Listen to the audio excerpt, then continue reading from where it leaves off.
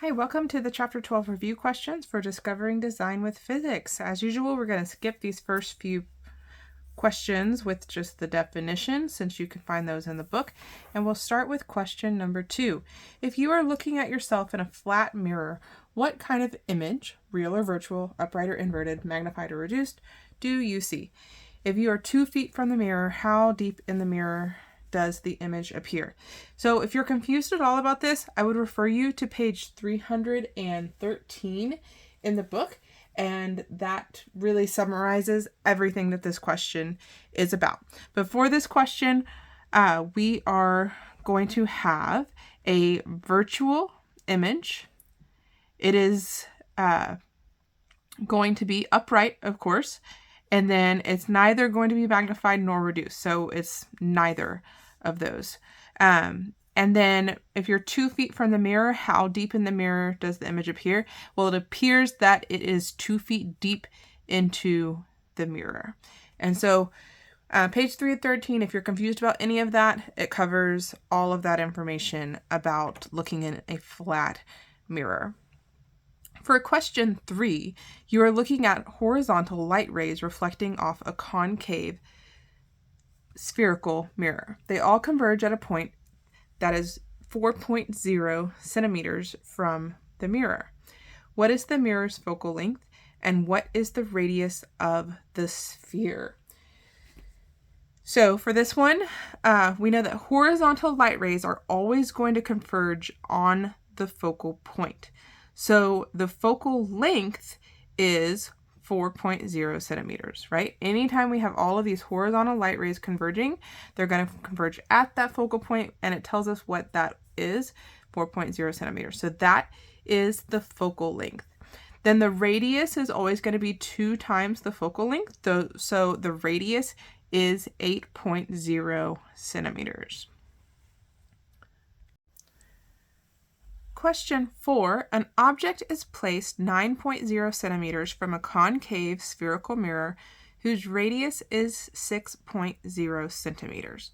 What kind of image, real or virtual, upright or inverted, magnified or reduced, is formed? So for this one, and for many of the problems in this review packet, we will be drawing these mirrors or lenses and what the light rays are doing. So for the for these mirror ones, I like to actually take some kind of object, and so here I have my little thing of beads, and draw this convex or concave shape. Just to help with the drawing, because how you draw it does affect how the image is going to turn out. Okay, so I'm going to first draw this, and I've made sure to draw it concave, okay, because this shape is concave, so it's like a cave that the light is going into, okay? And the other thing I need to know is that it's 9 centimeters and 6 centimeters. You're going to want to use a ruler for this, and it doesn't have to be exactly 9 or 6 centimeters, but it needs to be to scale. And so I like for these drawings to do them half scale. So for the 9 centimeters, I'm going to make the point 4.5 centimeters, and for 6 centimeters, I'm going to make it 3 centimeters away from the lens, from the mirror. Okay, so first I'm just going to draw a line here, and I'm going to extend it. Okay, and then the object is placed 9.0 centimeters, so I'm making this 4.5 centimeters, 1, 2, 3, 4.5, and I'm just going to put a little dot here, and then 6 centimeters, 1, 2, 3, and put a dot there. Okay, so this is the radius. Now I'm also going to need to know the focal point, and as we've already said, the focal point is half of the radius, and so that focal point is then going to be 1.5 centimeters from the mirror. And so I'm going to put a dot there. Okay, so now I have where everything is, and I'm going to go ahead and label it. So My camera cut out, but I've already labeled it here. So here is F for the focal point, R for the radius, and for the object, I just went ahead and drew a red line, and I'm going to use lots of different colors with this to signify different things. But so for my object, I have a red line. I did not draw the arrow. For me, it's a little bit more difficult to draw lines that are perfectly extending from the tip of a line with an arrow than it is if I just have a line that ends. And so I'll draw the arrow part of this line at the end, but for now I'm just having it as a line. So this is my object, and the arrow part of the object drawings, it's really not signifying a direction. I want to point that out. It's almost just like we're drawing, this is the object right here, okay? And the reason that we use the arrows is when we have the final image at the end and we're drawing this to make what the object is there, that arrow kind of helps us determine whether it is upright or inverted. And so it's just a way to signify that, but it's not like a direction of the light coming from the object or anything like that. I know that can be maybe a little bit confusing from the book. Okay, so now we're going to start drawing lines going from the object to the mirror, signifying directions that light might travel from the object.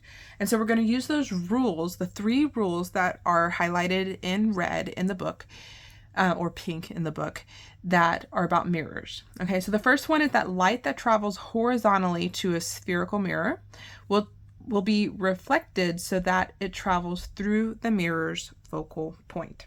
So we're going to draw that. So I got my ruler here. I make sure it's horizontal, coming from the tip of the very end of this object, okay? And going horizontal, it's going to stop at the mirror. And once it gets to the mirror, it's going to go through the focal point. So I'm finding the end of this line and the focal point and going to draw another line through that and arrow to signify which way the light has gone. Okay.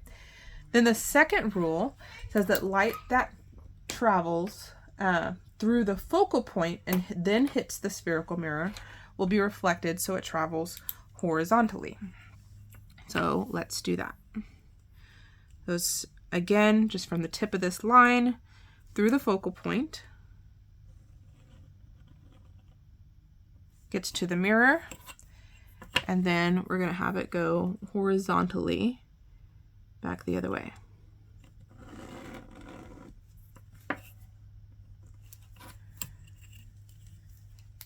Okay, and then the third rule is that light that travels through the center that defines the spherical mirror, which is otherwise known as the radius, will reflect so it travels directly backwards through the center again. So essentially that light comes from the end of the object through the radius to the mirror, and then it technically goes back again. Okay. And so then to determine what actually happens with the image, we look at where these new 3 lines that we drew intersect, or where they come very close to intersecting. And for this one, it's a very nice intersection that is pretty much perfect right here. Okay, so we're going to draw a line from this central line to where these 3 lines intersected. And now I'll put my arrows. All right, so my original object was arrow. This was upright, and now my new object is inverted. So my image of my object is inverted. Now, we need to know whether it's real or virtual. Well, because these are actual light, like lines, rays of light that are intersecting here, this is a real image. So the image is real. And is it upright or inverted? Well, where this intersection point is below my central line, so I had to draw an arrow downward, and so it is inverted. And then is it magnified or reduced? Well, this line is smaller than this line, and so we know that the image is reduced. And that is question 4. For question 5, an object is placed 4.0 centimeters from a concave spherical mirror whose radius is 6.0 centimeters. What kind of image is formed? So we're going to do the same thing. First, draw ourselves a concave mirror here. And then take our ruler, draw a line through the center. Okay, and the object is 4 centimeters. So once again, I'm going to take it and divide by 2. So I'm going to make a line for my object, or a dot for my object that is 2 centimeters from the mirror. And the radius is 6 centimeters. So I'm going to make that 3 centimeters. And then we need to do the focal point, which will be 1.5 centimeters, half of the radius. Okay, so let's mark those. We have the radius, the focal point, and then for the object, I'm going to draw a line in red right there. Okay, and so once again, we're just going to go through the rules about mirrors. So light that travels horizontally to a spherical mirror will be reflected so that it travels through the mirror's focal point. And so you see, like, I'm using the different color pens. I would highly recommend doing that, as well as making sure that you are drawing everything to scale with a ruler, because that will really help get you an accurate picture of what is going on. So we have a horizontal line going to the mirror, and then it's going to go through the focal point.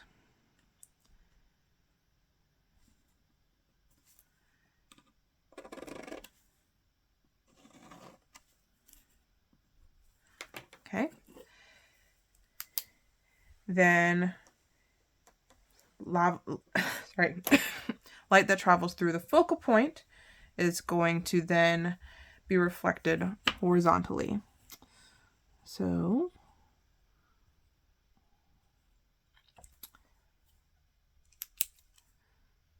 light going through the focal point and go back horizontally. And then finally, light that travels through the center or the radius reflects directly back in the same direction. So for here, the radius is behind our object, and so we have to do light as if it had traveled through the radius,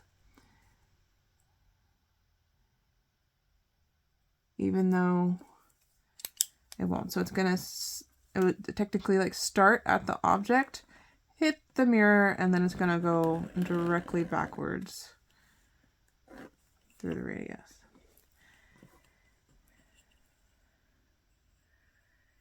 Okay. So now what kind of image do we have? So we're looking at where all of our lines intersect, and in multiple attempts drawing this particular problem, I have not been able to get the lines to intersect exactly. I don't know if they theoretically should or not, but just like in the book, you may not be able to get them to intersect exactly. And so if that happens, you take this horizontal line and then where the other two lines intersect with it, and you're going to bisect that, all right, and be in between those. Maybe a little bit better than what I have here, but this shows the point. And so the image that you're drawing is a line that will be in between those, okay? And so this is below the central line. So I have arrow down. We can add this up for that initial arrow for the object. And so what is going on with our image? So is it virtual or real? And in this case, the image is real. Now, even though we don't have a perfect intersection here, these are real light rays that are intersecting each other here. And that's where we're getting the basis for where this image is taking place. And so it is real. Okay. And it is inverted because what is below the initial central line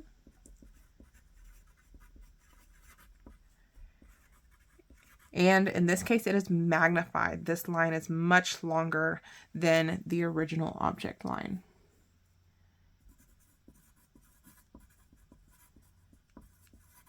And that is question 5.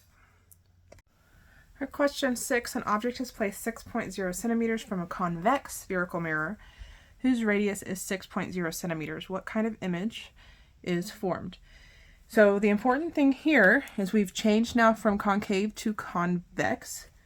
And so we need to draw our mirror as such.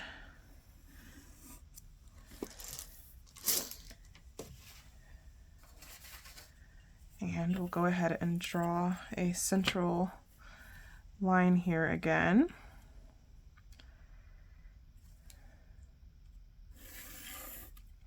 Our object is 6 centimeters, so doing that to scale, I'm going to make it 3 centimeters away. And then the radius is 6 centimeters. So when we're talking about the radius, we have to make sure we're thinking about this as a reflection of the fact that this is a spherical object.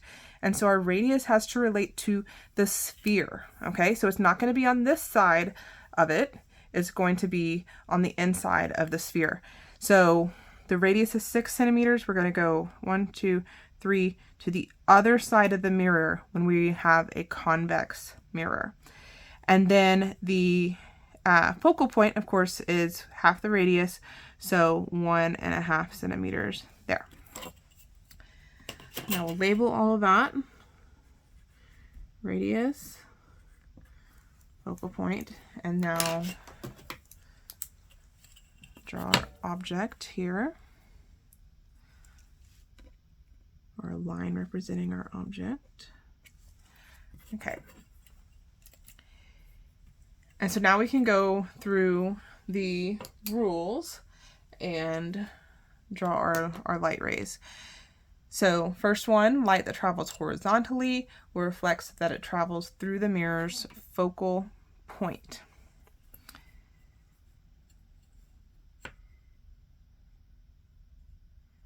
We're going to draw this horizontal line. And this is a mirror, it's not a lens, so it's actually not going to go through here and get to the focal point. It's going to have to bounce off because it's a mirror, but we're going to draw it as if it went through the focal point. Okay, so we're going to do this, and the solid line is going to go just straight out from the mirror, but then we're going to do a little dash line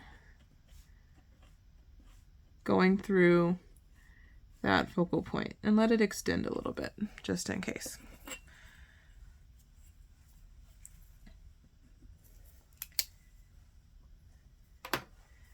Okay, and then so for a second rule, the light that travels through the focal point and hits the spherical mirror will be reflected so that it travels horizontally. So again, it's not going to actually be able to travel through the focal point, but let's say it's headed towards it, okay? We're going to go this way, and then I'm going to go horizontally.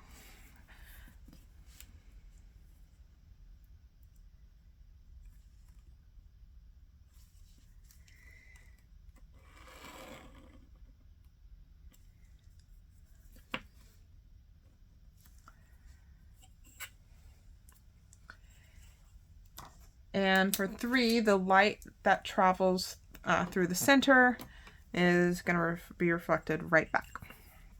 So again, this is not going to be able to actually travel through the mirror and get to the radius, but it will hit here and then reflect immediately back. Okay, now we don't have lines that intersect here, and so what we have to do is draw lines that just kind of keep on going, and we call those extrapolated lines. So let's extrapolate some of these lines and see what they do. So basically, when we extrapolate, we're taking the lines that have already hit the mirror and extrapolating them backwards. So go from the arrow and backwards. Okay, not from the object and forwards. So for this one, it would be the same either way, but I'll show you on this one. So on this one that was headed towards the focal point, we're not extrapolating from this line that was going from the object to the focal point. We're extrapolating from this horizontal line, right? For the pink, we already did the extrapolation there, but we're not extrapolating from the line that goes from the object to the mirror. We're extrapolating from the line that went from the focal point and out, okay?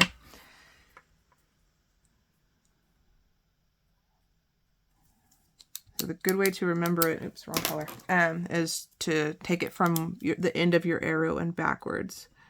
Okay.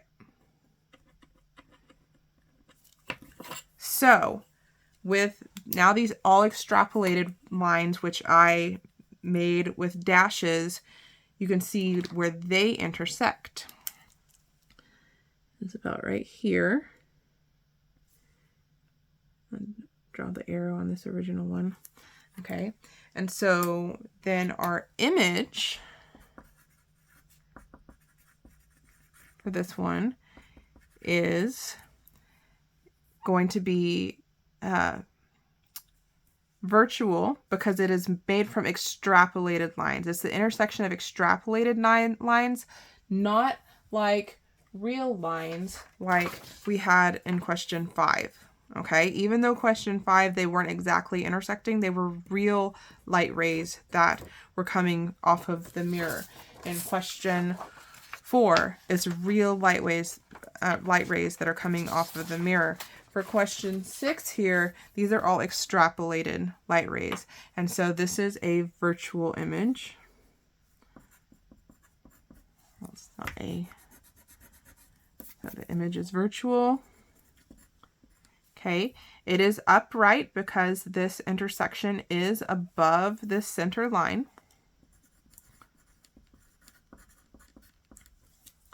And it is reduced. This line is much, much smaller than our original object.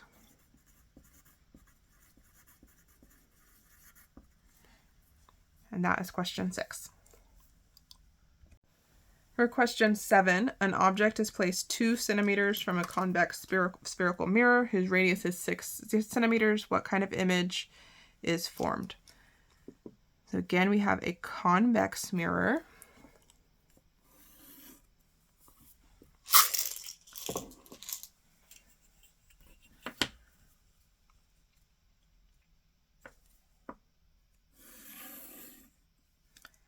Okay, in this case, the image is, or the object is 2 centimeters. So doing this to scale, I'm putting it 1 centimeter away.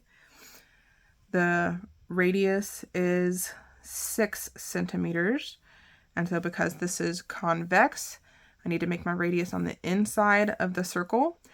And so I'm going to do it this way, 1, 2, 3. Doing this is 3 centimeters to just draw it to scale, but not make it so big. And then the focal point is going to be half of that. So 1 and, oops, yeah, 1.5 centimeters. Now labeling everything.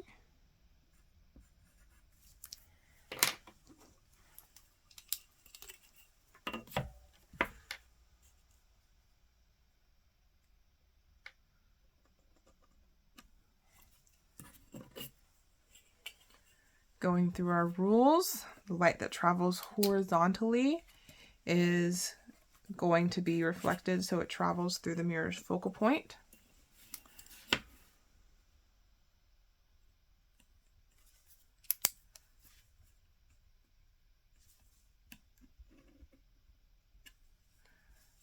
Okay, and it can't obviously travel through the mirror, so we are extrapolating.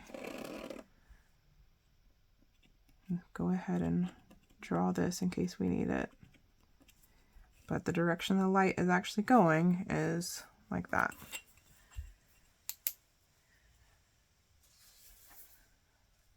Then second, it's going to travel through the focal point and then be directed horizontally.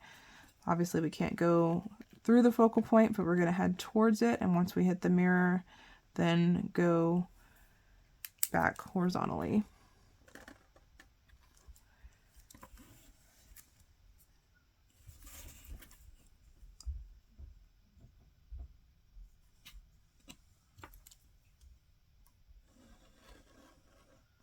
Okay, and let's go ahead and extrapolate this in case we need it.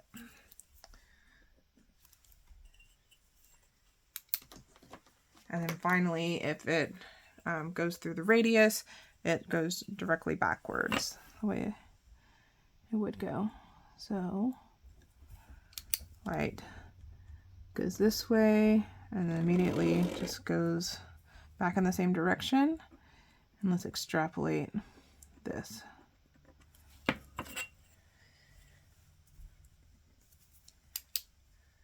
So now you can see the actual light rays, there's definitely no intersection happening, but in the extrapolation, there is. And that intersection is about right here between all of them. Okay, so this is still above, this intersection is above that central line that we originally drew. So I'm going to make that arrow up. And so now going through what our image is,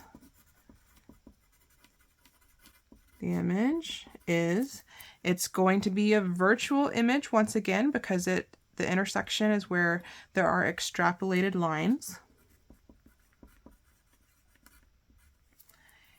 It is going to be upright.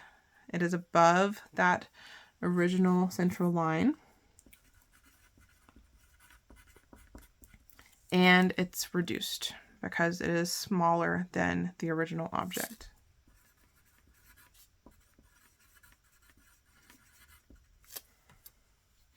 And that is question 7. For question 8, you look at an object and see a reflection in it. Is that the result of specular or diffuse reflection? And the answer for that is that it's going to be specular deflection. Diffuse reflection doesn't produce images that are carried by the reflected light because the image is smeared away due to the rough surface of an object. So like the book said, like this paper is actually a very rough surface, and so the light gets completely diffused rather than reflecting everything exactly back at you like a mirror, which is much smoother. So specular reflection on this one, on number 8. For number 9, you see a list of substances and their indexes of refraction. How can you tell the substance in which light travels the slowest? And of course, you're going to look for the substance with the highest index of refraction. The speed of light in a vacuum doesn't change. So based on our equation 12.2, which is about our indexes of refraction, the slower the light travels in the medium, the larger the index of refraction is going to be. For question 10, light is traveling through air and hits flint glass at an angle of 31 degrees relative to the perpendicular. What is its angle relative to the perpendicular after it is refracted? So for this problem, we're going to be using equation 12.3, which is the equation for Snell's law, which tells us about how light refracts going through different objects. That equation, as a refresher, is N1, so the first refractive index times the sine of the first angle equals the second refractive index times the sine of the second angle.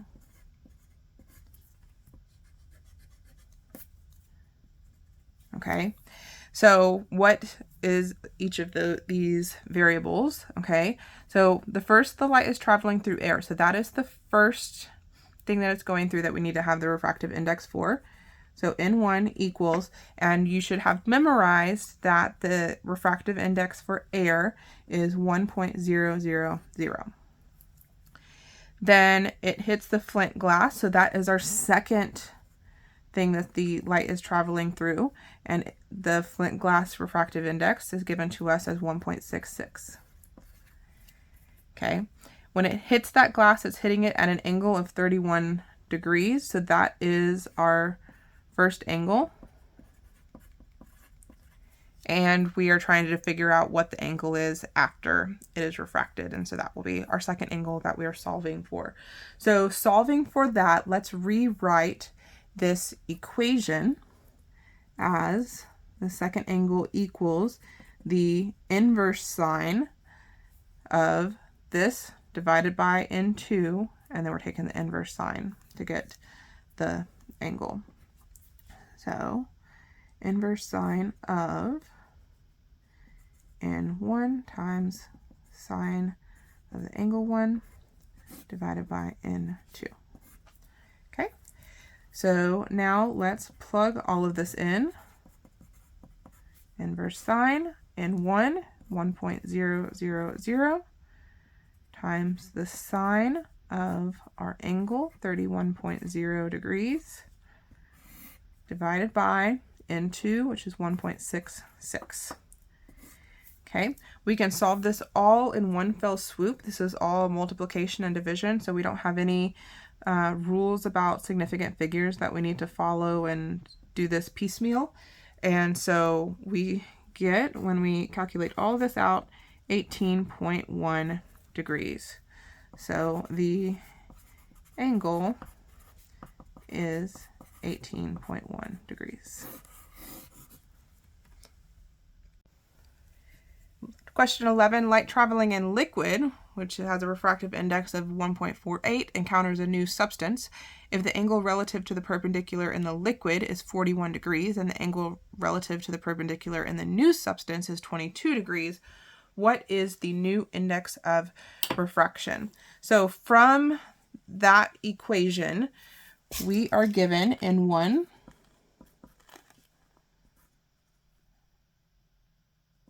and by equation, I mean equation 12.2 for the index of refraction. We are given the initial angle, and we're given the final angle. And what we need to find out is our second refractive index. So let's rearrange that equation 12.2 to solve for our N2. So N1 times the sine of our first angle divided by the sine of our second angle equals our final answer. So let's plug those in. 1.48 times the sine of 41 divided by the sine of 22. And our two significant figures, we get 2.6. There are no units with this. Index just has a number and no units. So our final answer is the new index of refraction is 2.6.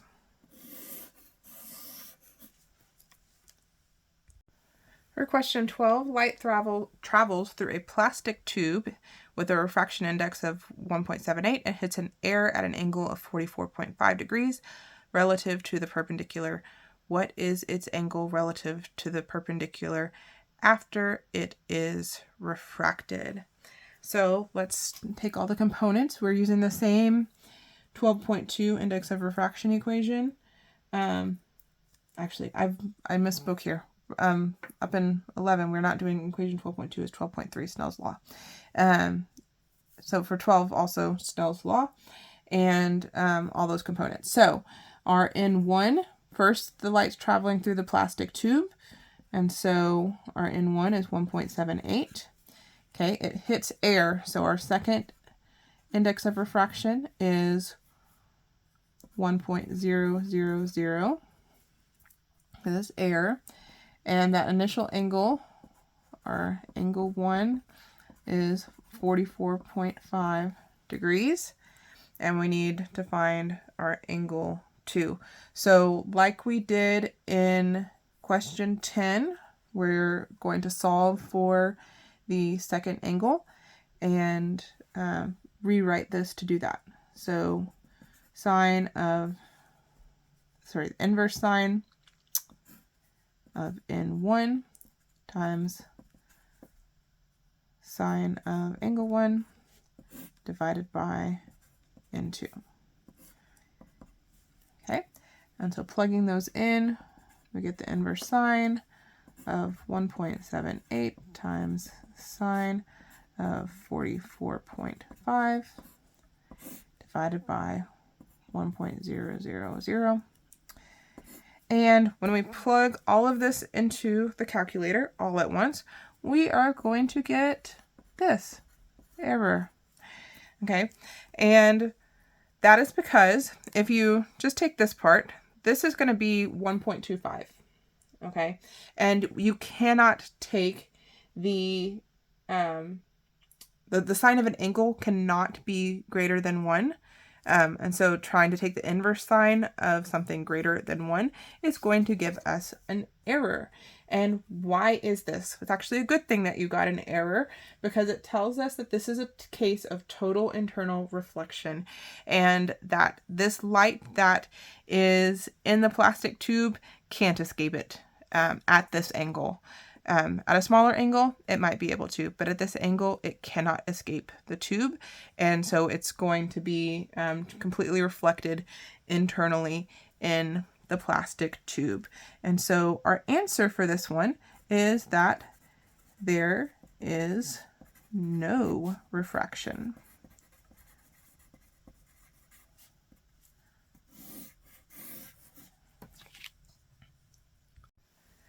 Question 13, an object is placed 9.0 centimeters from a converging lens whose focal length is 6.0 centimeters.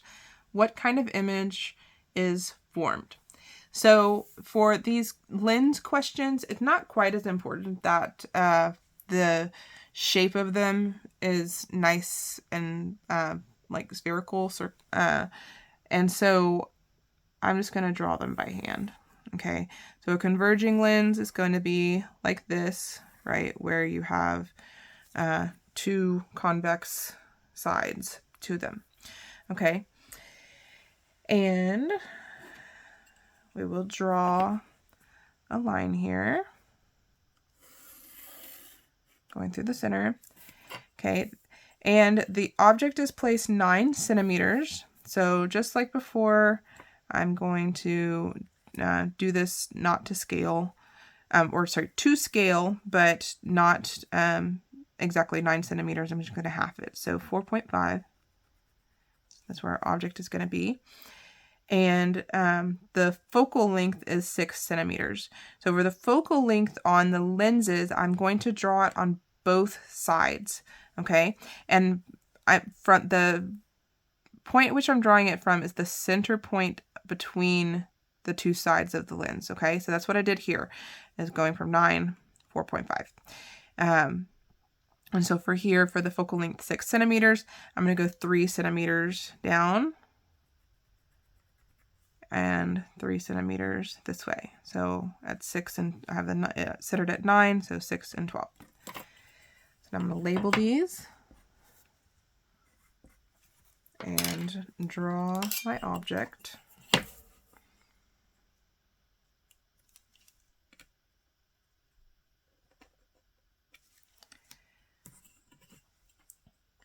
Okay, and we have slightly different rules for lenses versus mirrors. And so our first rule with converging lenses is that the light that travels horizontally through the lens will travel out through the focal point on the other side of the lens. So what we do when we're drawing these, I'm going to draw it horizontally all the way up to the center point of the lens.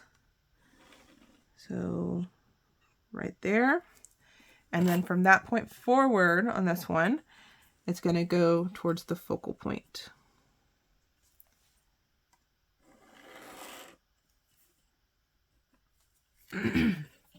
Okay. Then the second rule for converging lenses, the light that travels through the focal point and then hits the lens will travel out horizontally. Okay, so remember we have 2 focal points. So the second one is going to travel through this focal point and hit the lens.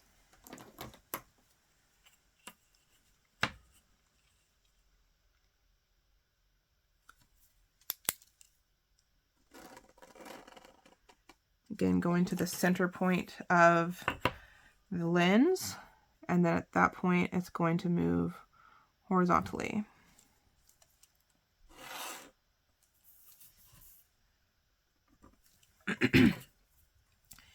And then our third rule here is that the light travels through the center will have no deflection.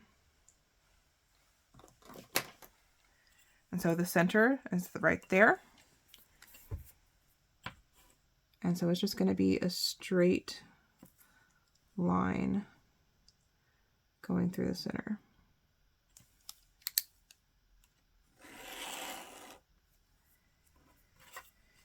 Now, something was a little bit off with my lines. They should have all intersected at the same point, but they're pretty close considering how big this whole thing is. And so I'm still pretty confident that I'm going to get the right answer, especially since we're not asking for exact measurements. We're just needing the qualitative values of this. Okay, so let's just go just like we've done before. You're going to just draw a line in between where this one intersected with the horizontal line and this one intersected with the horizontal line. Okay, draw our arrows from our object and our image.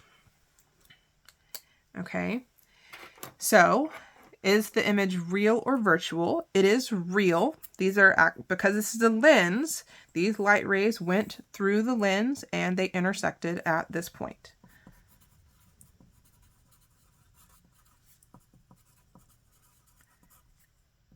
Okay, it is going to be inverted because this is now below the center line. And it is magnified. This line is much larger than the original object.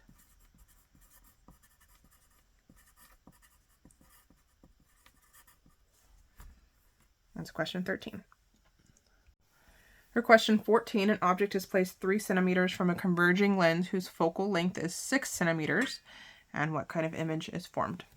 So, again, just draw our not very fancy at all lines. One thing that might help is just drawing a line here that is just designating your center of the lens. Okay. Draw a central line here. So our object is 3 centimeters. So keeping my half scale lines here, my object is going to be right there, going from the center, which I have at 8, to 1.5 centimeters away. And then the focal length is 6 centimeters. So I'm going to do that on either side. And so since I'm drawing this to half scale, I'm going to do 3 centimeters on either side from the center of the lens. So 1, 2, 3. Make those at 5 and 11. Label those.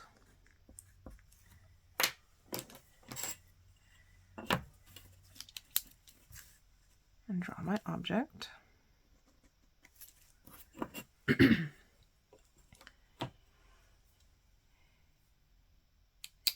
And now I'm going to follow the rules and draw my rays of light. So the light traveling horizontally through the lens is going to travel through the focal point on the other side of the lens.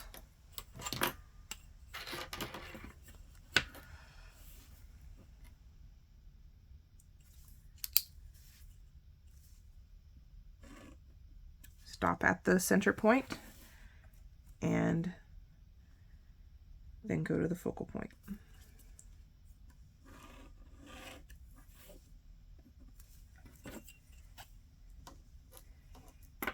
Then the light that is traveling through the focal point and then hits the lens will travel out horizontally. Now, because on this one, my focal point is before the object, we are extrapolating there.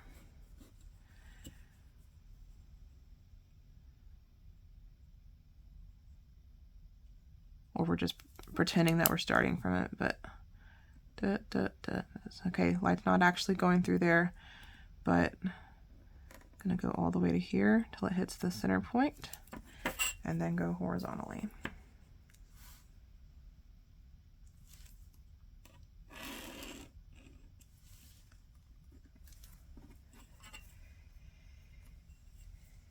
And then the light that travels through the center of the lens continues in that direction without any diffraction.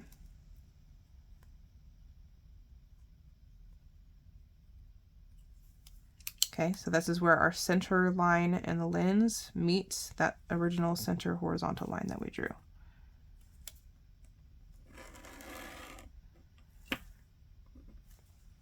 Okay, and if you're not thinking about this correctly, you might be thinking, oh, well, it intersects right here, and that is actually not what we are looking at. We're going to have to, because it doesn't intersect after the object, we're going to need to extrapolate to see what happened before the object, okay? So our actual extrapolation lines, we don't have any of them drawn here right now. And let's do those in the original order. We need to make sure, as I said before, go from the end of the arrow to, and then backwards, okay? So this line here, like I said, extrapolation when I was doing it, but it's really not. It's just like an imaginary line just so we can get it to the start point and then go, okay? But our extrapolation is from the end going backwards. So from here, from this arrow going back, the extrapolation of that line goes like this. Okay. And for this one, this is a horizontal line. It's going to extrapolate horizontally in the other direction. And this last one is going to extrapolate going back this way. And now you can see exactly where these final light rays actually truly intersect back here.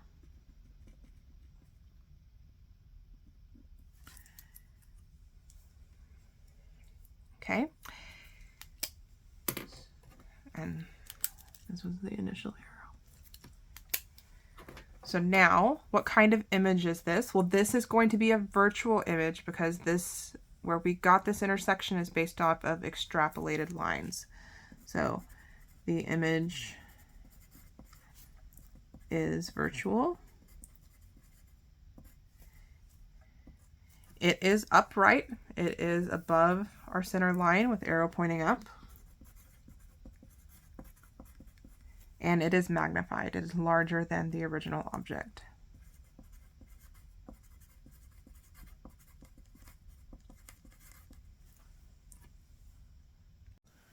Question 15, an object is placed 6.0 centimeters from a diverging lens whose focal length is 3 centimeters.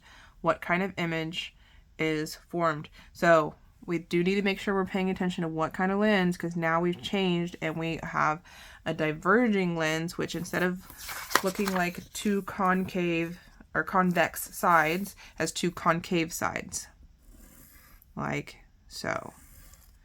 Okay. For this one, we can do the same thing as we did in the last one, is draw a center line just to keep us straight. Then we'll draw our center horizontal line. And now we have the object that's 6 centimeters away. So if I make my 8 centimeters here, I'm going to go 3 centimeters for my object, just because I'm doing half scale. And then the focal length is 3 centimeters. So again, because I'm doing half scale, on either side of the lens, I'm going to draw a focal point of 1.5 centimeters. There and there. I'm going to label those.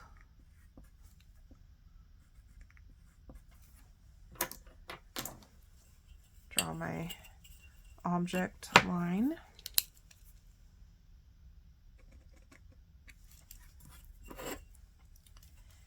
Okay, and our rules change slightly for the diverging lenses, so you do need to have the rules for each of these, the mirror, the converging lens, and the diverging lenses, those rules memorized, because they're all a little bit different.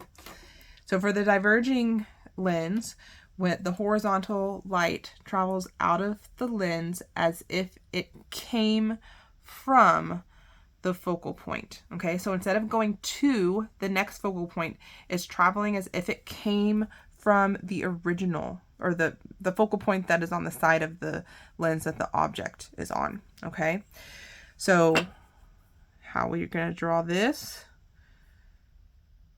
is this light ray is first going to go horizontal until it reaches the center of the lens, and then it's going to be going from this focal point out of the lens.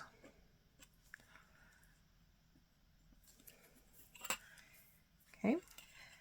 Then our second line, the light going towards the other focal point is going to leave horizontally. So it's going to be heading towards this focal point until it reaches the center of the lens, and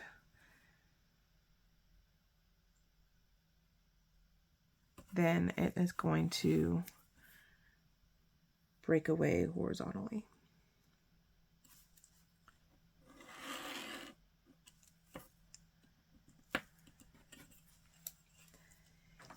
And then finally, the light that travels through the center, just like the converging lens, will have no deflection. So going through the center horizontal line, center of the lens, and travels straight through. Okay, so once again, we see that there is no intersection, and so we're going to need to get the extrapolated lines. Again, going from the end of the arrow and backwards.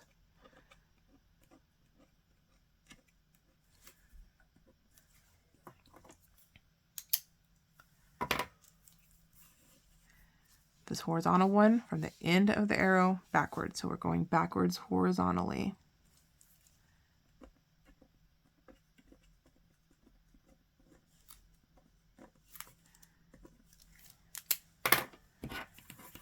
and here from the end of this arrow backwards.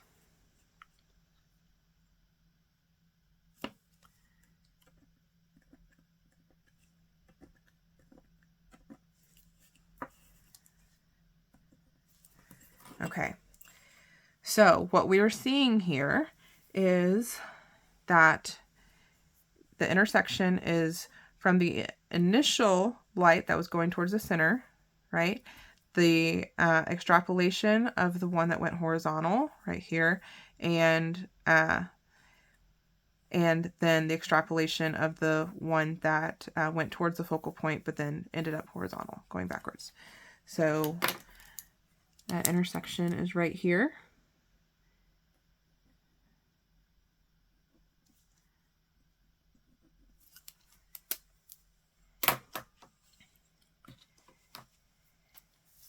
And our image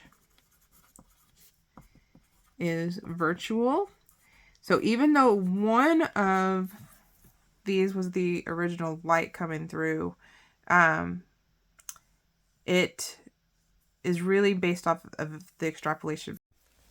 Even though it looks like this blue line here is not extrapolated, it technically is, because anything that is, when we're talking about a lens, anything that's on this side of the lens is extrapolated because the light rays hitting the lens going this way. And so we could technically, for this blue line, like draw extrapolation here because we are extrapolating it backwards from the lens. Okay. And so this is actually an intersection of 3 extrapolated lines. And so it is virtual. It is going to be upright because it is still going up above that central horizontal line. And it is reduced. It's much smaller than the original object. All right, last one of these, question 16. An object is placed 2 centimeters from a diverging lens whose focal length is 3 centimeters. What kind of image is formed? It's a diverging lens, so we have 2 concave sides. Draw a central line for reference inside the lens, and then a central horizontal line. The object is 2 centimeters away from the center of the lens. And since I've been doing everything with the half scale, I'm going to keep doing that. The focal length is 3 centimeters. So I'm going to do 1.5 centimeters each way from the center of that lens. Now I can label everything.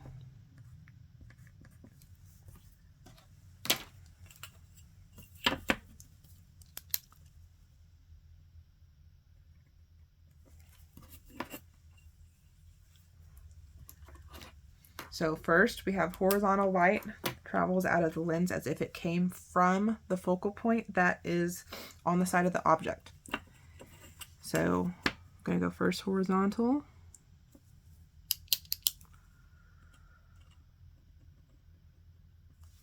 And then drawing it as if it came from this focal point on the same side of the lens as the object.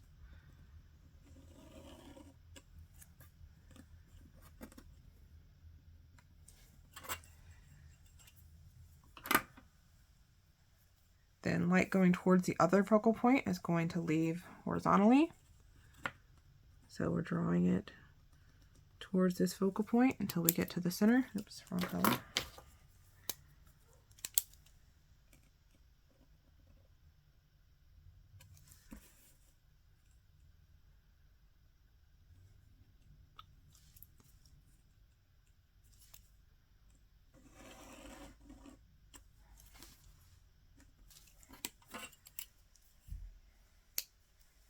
And then light that travels through the center has no deflection.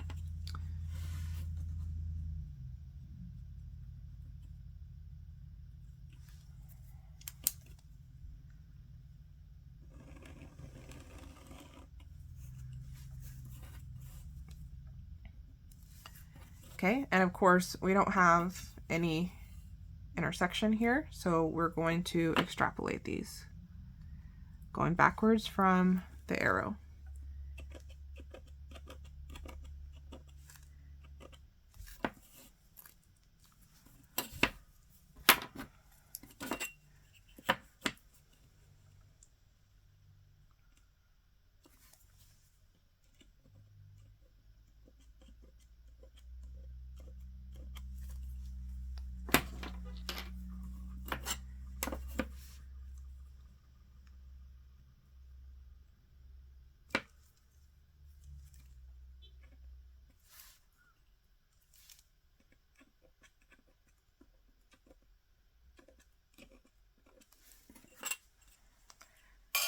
Okay, and so looking at these extrapolated lines, and one original line, but generally extrapolated, we have an intersection right here, okay? Blue, green, pink intersection is right here. There's our initial object. And so this image is going to be virtual because we are only able to get it once we extrapolated those lines. It is upright. It is above that central horizontal line. And it is reduced. Smaller than the original object. And that is it for chapter 12. Let me know if you have any questions.